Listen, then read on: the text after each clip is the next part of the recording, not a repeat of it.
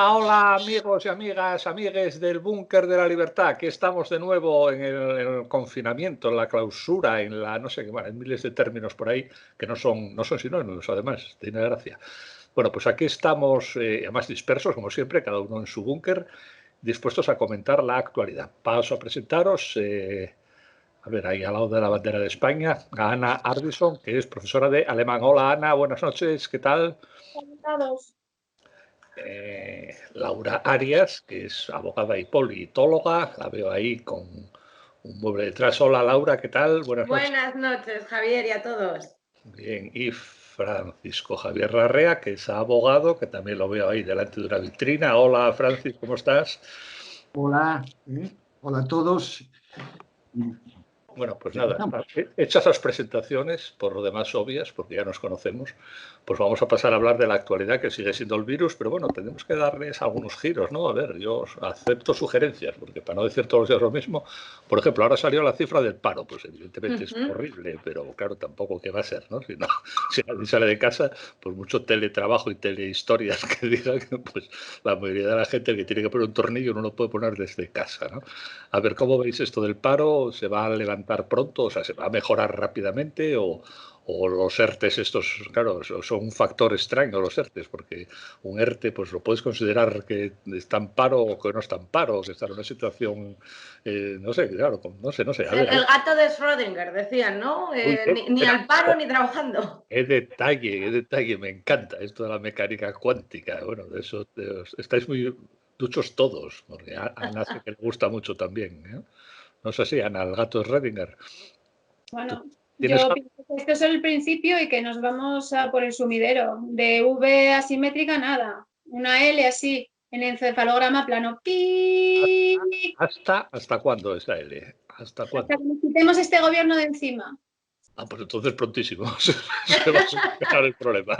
Me has dado una inyección de optimismo. A ver, Francis, ¿cómo ves la gráfica? Yo lo único, qué pena que no, más asesor que yo, ni tengo conocimientos ni soy osado, ¿eh? Porque esto cambia cada semana, ¿eh? Cada uno tiene su opinión, ¿eh? Pero ya prefijada, ¿eh? Pero ¿qué te da el olfato, por así decirlo? Hombre, la tiene Pedro Sánchez. No, yo lo único que digo es que la casuística por sectores económicos es enorme. No es lo mismo la hostelería, que la hotelería, que los cines, que los gimnasios, que mil cosas, incluso que el fútbol, ¿eh? Cada uno necesita a lo mejor una atemperación a los tiempos, ¿eh? Dependiendo de cómo se desarrolle esa actividad. Unos van a pasarlo peor o van a tardar un poquitín más, otros irán más rápido. Pero, bueno, nadie tiene una solución, nadie tiene una solución. Pero una perspectiva, y hablamos de perspectiva, la solución no está en nuestras manos. Nada más que, como dice Ana, la culpa es el gobierno, pero dime, mira, hay que hacer esto y lo otro, y no lo hacen, salvo eso sí, luto oficial y banderas a media asta. Salvo los demás, yo no vi ninguna. Francis, vuelves, a ver, Francis, incurres en lo mismo que echas en cara. Es decir, tú mismo estás diciendo que la gente tiene esa opinión preconcebida para luego achacarnos a los demás que solo nos basamos en dos medidas. Y eso sabes que es una falacia, Francis. Laura, lo entendiste mal. No lo entendiste mal.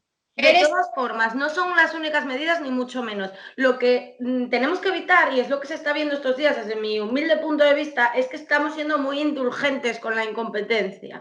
Entonces, si los datos están ahí, estamos hablando de los peores datos históricos de paro, eso sin contar los ERTES. Asturias no está precisamente mal porque tiene un sector industrial y ahí, por ejemplo, sí estoy a favor de lo que estás comentando, de que no son iguales todos los sectores, pero que se ha destruido el tejido productivo y que veremos las consecuencias a medio plazo, implica que le doy la razón a Ana en que no vamos a una V asimétrica, que vamos a una caída muy gorda de la economía. Estamos mal, ya lo sabemos, y criticar tal.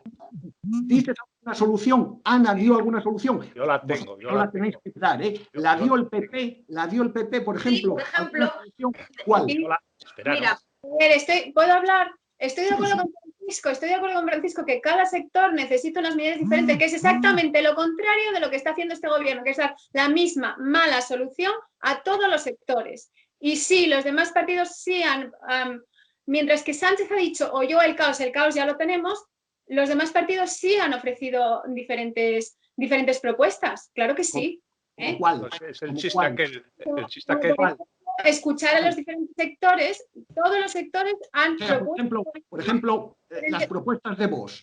Hace un mes, todos fuera, votó las 2 prórrogas de alarma, votó que no. Luego, hace un mes, hubiéramos salido todos de casa, todos a trabajar, si hubiera... No, aquí Francisco, eso es una demagogia y lo sabes. Precisamente el voto en contra... ¿Qué votó? El voto contrario, y no hablo del voto de marzo, Javier, hablo un poco introduciendo uno de los temas del día y de la semana. Es que el voto contrario a una imposición unilateral que va en paquete no tiene por qué ser porque queramos o salir todos a la calle y mantener la economía productiva a costa de la salud, ni justamente lo contrario, que es un confinamiento que excede constitucionalmente los cánones de la esencialidad, de la suspensión y la reactivación. Y de eso sí que sabes y de eso sí podemos hablar. A partir de ahí, votar que no tiene por qué ser exclusivamente porque no queramos el confinamiento. Puede ser porque se está aprovechando esos decretos de alarma para tocar cosas que no entran dentro de las posibilidades.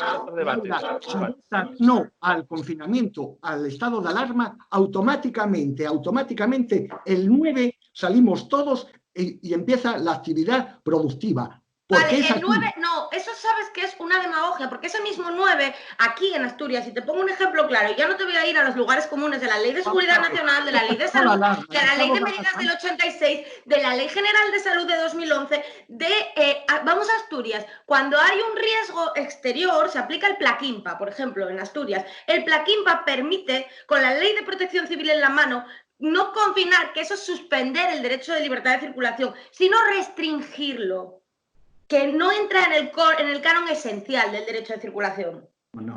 Eso son historias. Las historias jurídicas están muy bien, pero vamos a ver, si todos sabemos al final que no se cumplen las normas, o sea que las normas son leyes, etcétera, etcétera, en este caso y en todos, pero en realidad son recomendaciones.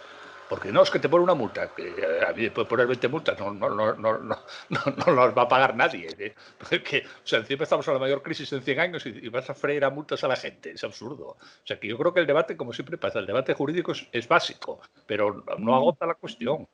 Me gustó mucho la pregunta del otro día de aquel periodista holandés, si no se planteaba al gobierno hacer un confinamiento inteligente. Porque yo entiendo que nos metan en casa... Pero que ya acabó el confinamiento, hombre. Pero estamos hablando de marzo siempre, que ya acabó el confinamiento, Ana. Pero no el confinamiento, que ya no hay, ya acabó. Vamos a hablar del futuro, no de lo que pasó. Entiendo que nos metan en casa 2, 3, 4 semanas para adquirir el material, para trazar un plan y una acción. Pero es que llevamos ya 45 días, sigue el material sin llegar, siguen comprándolo con sobrecostes. Todas las empresas están en un radio de acción de 60 kilómetros del Partido Socialista Catalán. No hay contratos de verdad, son acuerdos, no se saben las direcciones, en fin. Y además están colando, como dice Laura, dentro de esos reales decretos de alarma, cambios, por ejemplo, que se puedan empadronar los sin techos para recibir renta mínima y votar. Eso ya se hizo en Venezuela. Y luego lo que dice, por ejemplo, de la Ley de Educación, CELA, que en septiembre si no hay vacuna, volverán la mitad de los alumnos, ¿no? Bueno, pues que lo hagan ahora no hay vacuna. Son las mismas condiciones de septiembre, tal y como estamos haciendo las cosas ahora, que ahora. Bueno, pues que vuelvan ahora, que lo hagan ahora. Madre mía. Si no se va a hacer nada más, podemos volver ya es una lotería, podemos volver a la vida normal de verdad, no la vida... Ya hemos vuelto a la vida normal, Ana, prácticamente hemos vuelto a la vida normal, por eso estáis hablando de marzo. No dicen a los padres con niños pequeños, ¿qué vida normal ni que mis hijos? Tú andas por la calle está lleno de gente, mayores, pequeños, viudos, solteros, hay de todo. Bueno, a ver... Javier, está claro que vida normal no estamos. Yo, por ejemplo, mi trabajo lo estoy desarrollando en teletrabajo y no puedo reunirme con varios clientes en el despacho, por ejemplo. O sea, vida normal no estamos, los niños no están yendo al colegio. El primer día se está reuniendo, más o menos clandestinamente se está reuniendo. Yo lo sé de gente que... Sí, hombre, clandestinamente, pero ¿qué vamos a hacer? En casa del herrero, cuchillo de palo, yo intento cumplir en la medida de lo posible las normas. Aunque me parezcan absurdas y arbitrarias, intento cumplirlas. Por la calle nadie te para, nadie te pregunta nada, nadie te dice que a dónde yo soy disciplinado y cumplo todas las normas de confinamiento. Y en caso de duda, siempre a favor de, digamos, de quedarme en casa. Lo demás es doble moral. ¿Por qué? Porque a lo mejor los que acatamos las normas, nos gusten o no, somos los pringaos, los listos, los que dicen, no, yo, ¿cómo voy a acatar esa norma o esa tal, que es estúpida? Mi estatus, mi profesión, mi día a día, ¿cómo lo va a alterar eso? No, hombre, no, la doble moral. Luego, críticas, todas las que quieras. La doble moral o no, pero a lo que voy yo, no estamos hablando del pasado. En un contrato, para exigir el cumplimiento o la rescisión, lo primero que te exigen, ¿qué es? Que cumplas tú, ¿correcto? Me agotáis. ¿Por qué no habláis del mayo? Estáis hablando de marzo y febrero todo el tiempo. Mayo, señores, está la gente por la calle ya. No sé cuál es el contrato exactamente, pero las normas son tan contradictorias además y cada día dicen una cosa distinta, o sea que no hay normas. Si algo está claro es que las normas tienen que ser claras y distintas y estables. Y si cambia todo, pues no hay normas y por tanto la gente hace lo que les da las narices. Y aparte hay cosas tan sencillas o tan claras como que este domingo estaban dando las normas para el lunes de apertura de pequeño comercio. Entonces yo, por ejemplo, que esta semana hablaba con una persona que tiene un par de tiendas pequeñinas, las típicas tiendas del centro, y decía, no, es que yo no me atrevo hasta que sepa las medidas. Dice, ya compré alguna cosa, ya... Claro, esa gente le estás fastidiando días de trabajo, ¿eh? Pero si ya está abierto todo. La ferretería que tengo yo al lado de casa ya está abierta. Entra la gente con uno, la no sé qué, pues ya está abierto. Yo es que insisto, estamos hablando de marzo. Si está no, yo te hablo del domingo precisamente. Por ejemplo, esta chica, que es un ejemplo concreto. Pero hoy martes está abierto, estuvo abierto todo. Esta, por ejemplo, mira, decía que le faltaba hacer algún tipo de acopio y no va a poder abrir hasta el miércoles o jueves porque no lo tiene. Eso. Al decir ya está, es eso. Y el lunes que viene ya está funcionando todo. Como siempre, con la distancia social, que no sé por qué es social, habría que decir la distancia individual, pero sí, la distancia social, pero tiene que ser todo social, ¿no? Como tal. Y con esas normas, con esas medidas. Y yo estuve en la Renfe ayer, fui a fisgar. Pues sí, daban mascarillas, según llegabas te daban una mascarilla. Pero había gente en los trenes, poca, de acuerdo, poca gente, pero había circulando los trenes, había gente en los trenes, etcétera. Yo insisto, no hablemos de marzo, ya estamos en la nueva normalidad, que es horroroso ese término, pero bueno, ya estamos en ella. A mí me da pánico el término. La solución vale para Francis y vale para Ana y para Laura también, no te voy a dejar fuera. La solución ya la sabemos cuál es, yo soy súper optimista. La de Estados Unidos ha dado a... Espera, déjame decirla, si no la digo, pues no puedes rebatirla. Lo que acaba de hacer, ¿cuántos son? Y es que yo me pierdo las cifras, 2 billones, 3 billones, ha dado como 4 veces más de liquidez que la vez que más dio en la historia de Estados Unidos desde Jefferson. Pues esa es la solución, es una solución con arma de doble filo, como toda la deuda, claro, por supuesto, pero está ahí, y eso que tenemos que hacer en Europa y en España, inundar el mercado de perras. Si me permitís el pequeño chiste, cuidado con los billones y los millones americanos que luego se meten unas patas. El presidente se equivocó el otro día, creo. Claro. Para empezar, esa liquidez tiene que llegar, ¿eh? No está llegando, porque la gente que conozco que ha recibido el ICO se lo ha adelantado al banco. Aquí no hay nada todavía, porque Europa todavía prácticamente no hizo nada. Pero aquí supone que el gobierno liberó, pero bueno, son préstamos. O sea, el gobierno está pidiéndole a Europa, a la Unión Europea, dinero sin condiciones, pero aquí lo presta con condiciones.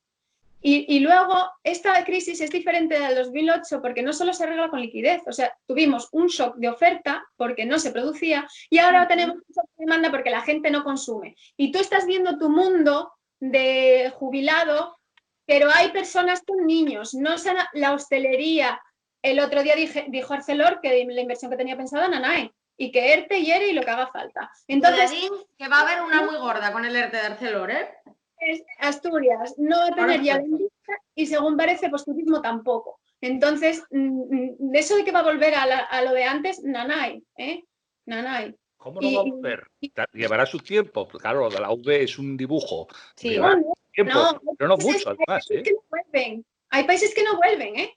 Menos mal que estamos en la Unión Europea, pero yo lo que tengo miedo es que este gobierno ya está construyendo el relato de que la Unión Europea son malos y no nos quieren ayudar y son capaces de sacarnos del euro. Y ahí sí que estamos al fin. Este gobierno ni me preocupa. No llega a San Mateo. En términos carreros. O sea, que me da igual. Este gobierno me da igual porque son unos mantas y no va... Antes del virus ya estaban muertos. O sea, ¿Qué gobierno llega? Y a partir de San Mateo, ¿qué gobierno tenemos? Pues a ver, ¿eh? Ya hice una predicción. No me pidas más predicciones. Ah, bueno, vale. Pero este gobierno no. Un tema coronavirus, pero no coronavirus, precisamente porque me acaba de gustar mucho la frase que dijo Ana respecto a la problemática de las inversiones de Arcelor, y por poner un poco de paz, que creo que en esto vamos a estar todos de acuerdo, es el hecho de que Arcelor lleva amenazando con inversiones y despidos, tirando de la cuerda tantos años. Arcelor lleva diciendo bye bye 2 años. Ya, pero no, con el tema de las inversiones, Francisco, más todavía. Y el tema que ayer salía por los mentideros los sindicatos era que ya daban por rota el periodo de consultas de ERTE si no había una ampliación y una sustentación de los datos económica, porque Arcelor está poniendo las pistolas encima de la mesa, directamente. Y eso es un problema para esta comunidad autónoma brutal. Explícalo más fácil, que no entendí yo la pistola. A ver, ¿qué pasa? A ver, que el Arcelor llegó para allá, al parecer sin dato ninguno, diciendo que les había bajado la producción por el tema del coronavirus y por más circunstancias como el acero chino, y no sustentó nada de lo que decía en datos reales. Entonces los sindicatos al parecer cogieron y dijeron que o daban datos, que se daba una prórroga para que dieran datos, o se levantaban de la mesa. Eso es lo que nos llegó de los mentideros de los sindicatos. No está contrastado, pero... De todos modos, en este caso, vamos, hablo por... Laura, mira, yo no entiendo mucho de laboral. Y con la reforma laboral del PP, cuando tienes pérdidas o prevés tener pérdidas, no puedes hacer ERES independientemente de que haya coronavirus. Pero tienes que justificarlos documentalmente y ese es el problema. Pero ¿qué más da? ¿Cómo justificas el preveo? Con proyecciones, eso se hace. Yo, por ejemplo, que tengo algún ERE de empresa, se hace con proyecciones. Aquí el problema, yo no quería hablar del tema jurídico, quería hablar de la, y perdonar la palabra, de la hostia que se nos puede venir encima, con Arcelor. Coronavirus, la reforma laboral del PP es: puedo hacer ERES de extinción, bien porque haya bajado el beneficio o la rentabilidad o lo prevea. Sí, teóricamente, la ley dice eso, pero también sabes que se va después a los jueces y los jueces echan para abajo todo eso sistemáticamente o casi sistemáticamente. O sea que no ocurrió eso. De hecho, no ocurrió. A Vesuvius, a todas las que... Estaban mega quebradas. Ya tenían pérdidas. No voy a decir lo que eran porque no quiero... El POA, de todos modos, insisto, lo que decías, Laura, no le veo la gracia, no le veo el truco a eso que decías. Bueno, que no presentan datos. Bueno, si los presentan, pues mañana los presentan. Están fácil. Evidentemente la producción cayó en picado, o sea que... Sí, pero ahora lo que tenemos que ver es que estas amenazas que llevan haciéndose años empiezan a tener carta de virtualidad, O sea, yo ya empiezo a ver el problema en Arcelor. ¿Cuántos tiene ArcelorMittal en Asturias? ¿Cuántos empleos tiene? Plantilla. Pues unos 5.000, pero da igual. Hablamos de las subcontratas, hablamos de mercados adicionales. No voy por ahí. 5.000. Llegó a tener 27.000. O sea que no hay que ser muy astuto, no hay que ser muy ágil mentalmente para saber que eso va a menos desde hace muchos años y que acabará teniendo pues 500 o 1.000.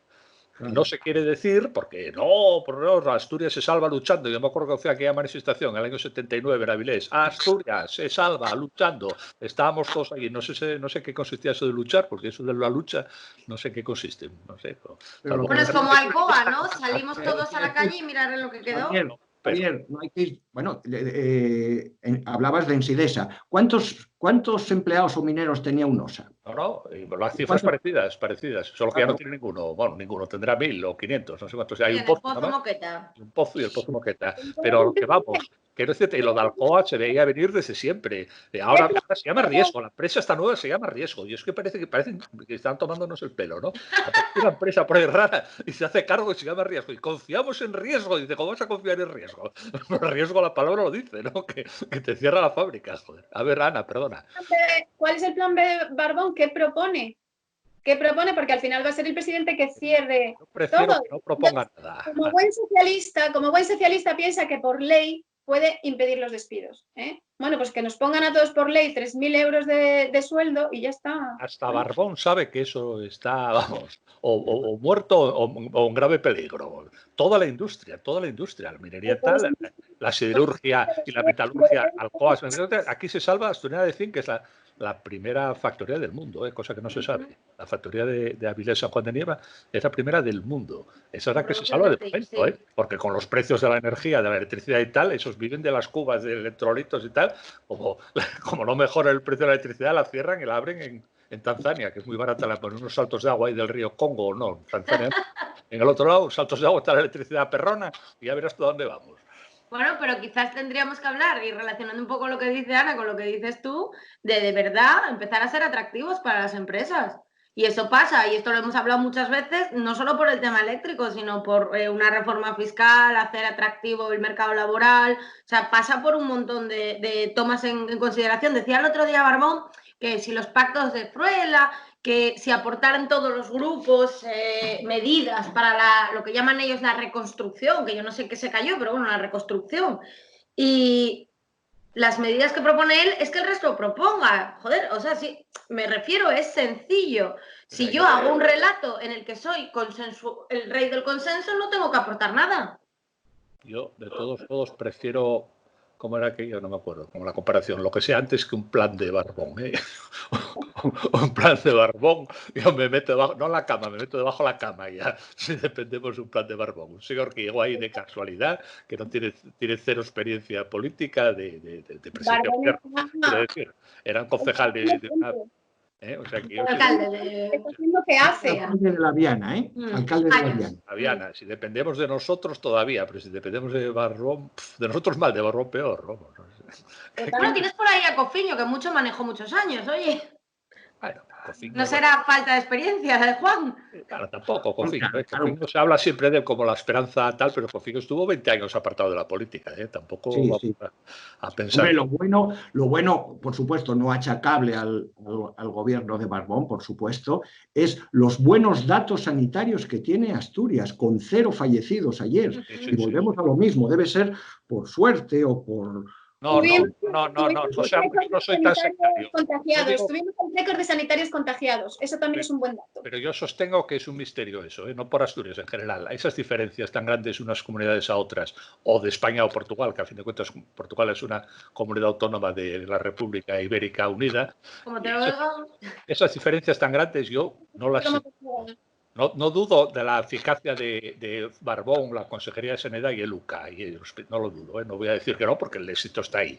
Pero yo creo que hay otros factores que se nos escapan. Hombre, nunca es un buen momento para tener la pandemia que sufrimos, pero Asturias más o menos, si nos hubiera cogido en otros años, hubiera sido terrible, porque os imagináis que nos hubiera cogido cuando el cambio del antiguo hospital a Luca, hubiera sido terrible. Terrible, El UCA tuvo unos meses iniciales que costó ponerlo en marcha. Y la verdad, nos cogió con un hospital de primera línea y perfectamente engrasado. Y luego muy organizado, Francis, muy organizado. Muy organizado, costó, pero lo tenemos, El UCA es un hospital de referencia. Y luego, yo por lo que leí, achacaban mucho, creo que se llamaba Huerta, el señor Huerta, que era el que hacía los test, y en vez de hacer unos test indiscriminados, aleatorios, sino que fueron un poco en plan detective, fueron a buscar, hacer los test a las personas que tenían o podían ser contagiados. A la coreana lo llamaron ellos.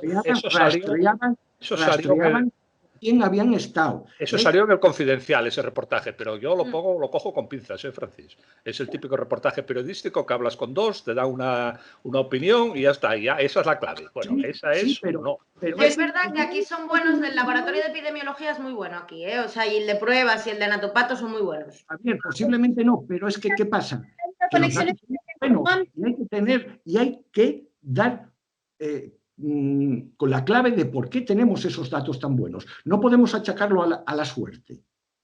Tú decías, Francis, el tema de Luca, pero es que también tenemos que ver el Álvarez Builla, por ejemplo, solo tuvo un fallecido. Y es un hospital pequeño, comarcal. Y los datos son muy buenos. Sin embargo, si vas... Si aquí tenemos los datos buenos que tenemos, si quitamos los que fallecieron en residencias de la tercera edad, tanto privadas como públicas, bueno, éramos la admiración no solamente de España, la admiración de... ¿no? Quizás los ERTEs no son despidos, los ERTES no son despidos y los muertos no son muertos en las residencias. Eso no, me habla de gestión sanitaria y sociosanitaria, Ana. Tampoco... Un dato. Ana, a mí no me fanatizas.